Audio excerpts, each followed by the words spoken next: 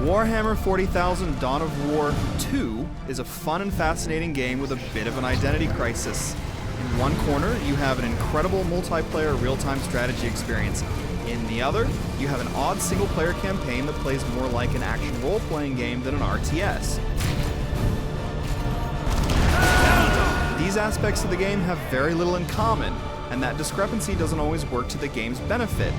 However, the online play is so awesome that the campaign's problems are easily forgiven. The first question you might ask yourself as you play Dawn of War 2's lengthy campaign may very well be, where does the strategy come in? It doesn't play like a strategy game at all, but more like an action RPG. You'll take up to 4 commander-led squads of Space Marines and exterminate Orcs, Eldar, and Tyrannid. You won't be building a base or churning out units.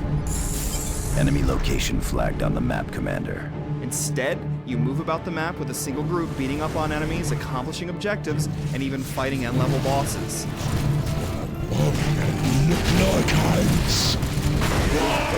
Bring it a hammer down! This simplicity is not what you normally find in an RTS, mostly because the strategy part of real-time strategy is missing. If you approach it like it's an action RPG, though, you'll probably enjoy it a lot more. Like in an RPG, you level up your squads, gather awesome loot, and earn new skills for crushing the bad guys to a pulp. So, it isn't strategic, but it is somewhat tactical. Some squads can lay down suppressive fire, which slows your targets down. You can garrison units or put them behind cover too, which works well thanks to the game's simple interface. The best part of battle, however, is using your abilities. Assault Marines can use their jump packs to stomp on Tyrannid scum, your rally cry can help heal units, and you can throw grenades and satchels.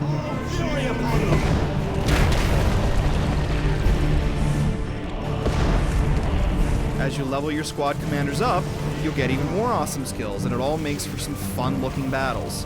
After a while, it does get tedious though. You'll visit the same maps many times and fight the same enemies, and while the loot aspect can be addicting, the gameplay is repetitive enough that it wears a bit thin over the long campaign.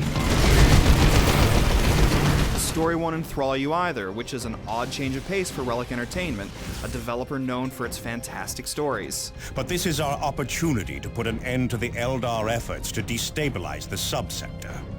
Like Red Alert 3, Dawn of War 2 lets you invite a buddy and experience the campaign in co-op play, which is fun, but it has its limitations. There's no co-op matchmaking, so you have to invite your companion using Windows Live.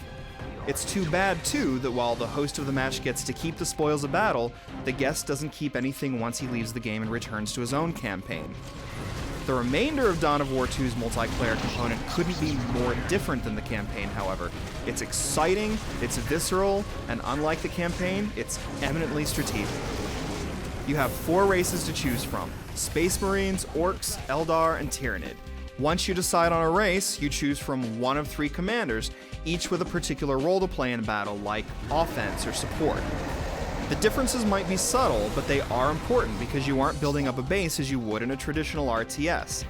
Instead, to earn resources, you have to send your units right into the field and capture requisition nodes and power nodes, which generate the resources you need to build more units.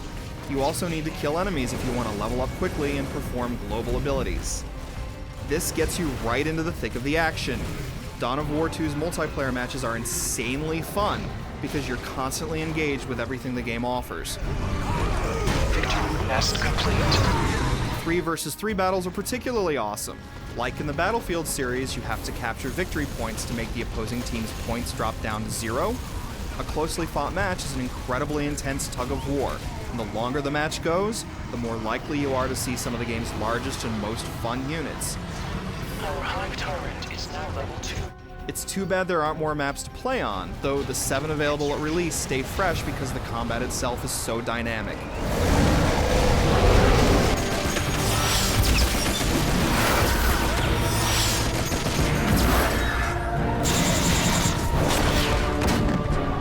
The game looks great across the board. The opening cinematic is awesome, unit animations are fantastic, and everything from environmental design to lighting is top-notch. Explosions, warp blasts, and other special effects not only look great, but sound absolutely phenomenal. The orchestral soundtrack swells, orcs call out because they fire, and the din of battle explodes out of your speakers. No strategy game has sounded better than this. For the Emperor! So if you're looking for an amazing multiplayer or single-player skirmish strategy game, Dawn of War 2 will keep you glued to your monitor. That element of the game is fantastic. If you want a satisfying campaign, it will entertain you for a while as long as you know that it's more of an action RPG than it is an RTS. Either way, it's a fun and interesting game that takes a few chances, and mostly succeeds. Nuts to yours! The foe is engaging at range.